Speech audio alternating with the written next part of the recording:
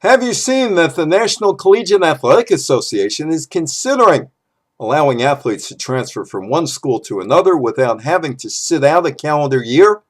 Of course, the NCAA is not going to just let a student athlete move from one school to another without strings attached. There's some thought that the student athlete needs to have a specific grade point average, and that's to demonstrate that he or she is working diligently to get a degree. The NCAA does limit the transfer rule to Division I football, baseball, and basketball players. Everyone else who plays in a lesser sport is free to go to another school if the opportunity arises. Just why the NCAA established the sit-out-a-year rule is unclear. It could be that NCAA coaches are so unscrupulous and underhanded that they would take someone else's asset, a player, in some cloak and dagger maneuver.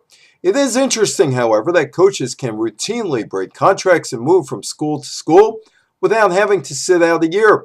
If a coach recruits a number of players and gets them to a school to play for him or her, the players generally have to stick around if that coach decides he or she can find greener pastures elsewhere.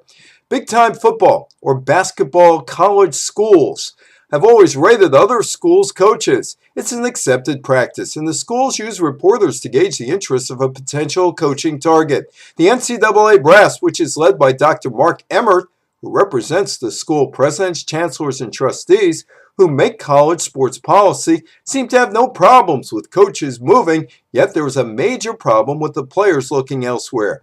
The NCAA suppresses players' rights. The governing board of college sports seems to forget.